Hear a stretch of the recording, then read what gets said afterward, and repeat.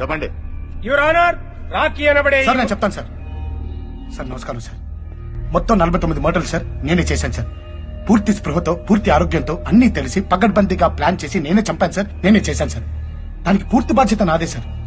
మీరు ఏ శిక్ష విధించిన అంగీకారం సార్. సార్ కానీ శిక్ష విధించే ముందు ఒక్క 2 నిమిషాలు మాట్లాడే ఛాన్స్ దొరుకుతుందా సార్?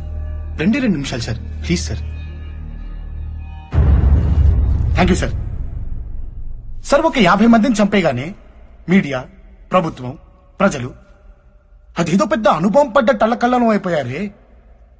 మన జన్మలకు కారణమై మన రక్తాలు పంచుకొని మన జీవితంలో సగభాగాలైన ఆడవాళ్ల మీద ఎన్ని ఎన్ని ఎన్ని ఎన్ని ఎన్ని ఎన్ని దారుణాలు సార్. నీచాతి నీచంగా, క్రూరాతి క్రూరంగా జరుగుతున్నాయి. ఒక్కడైనా సార్ పట్టించుకున్నాడా? ప్రశ్నించాడా? నిలదీశాడా? నీ ఆపే ప్రయత్నమైనా చేశాడా? అసలు ఏం జరుగుతుంది మన దేశంలో? మన అమ్మలు, మన అక్కలు, మన చెల్లెళ్ళు, మన కూతుళ్ళు బయటికి వెళ్తే తిరిగి వచ్చేంత వరకు ఎందుకు సార్ భయంగా ఉంటున్నావు? బిక్కుబిక్కుమంటూ ఎందుకుంటున్నావు? అరే వాళ్ళెవరో అడవుల్లోకి బాంబులు మధ్య లేదా ఎడారుల్లోకి వెళ్ళిపోతున్నారా? అరే మనలాంటి మనుషుల మధ్యకే కదా సార్ వెళ్లేది. ఆడది బయటికి వస్తే చాలు సార్, సందుల్లోనూ, రోడ్లలోనూ, బస్ స్టాపుల్లోనూ, బస్సుల్లోనూ, రెస్టారెంట్లోనూ, ఆఫీసుల్లోనూ, పోస్ట్ ఆఫీసుల్లోనూ, పార్కుల్లోనూ, కాలేజీల్లోనూ ఎక్కడ పడితే అక్కడ సార్ కామంతో చూస్తున్న కొన్ని వేల కళ్ళ మధ్యలో నడవాలి సార్ మన స్త్రీ. ఎప్పుడు ఎవడు ఎక్కడ ఏం చేస్తాడనే భయం సార్ మనకి. అరే స్త్రీ అంటే సెక్సేనా? ఏంటి సార్ ఈ పరిస్థితి? దరిద్రం. పుణ్యభూమి, వేదభూమి, కర్మభూమి, ఇలా ఎన్నో పేర్లున్న మన దేశానికి ఈ కర్మేంటి సార్? మాతృదేవో భవ అని మొదటి నమస్కారం స్త్రీకే పెట్టమని చెప్పిన మన భారత సంస్కృతి ప్రపంచానికి చాలా నేర్పించింది.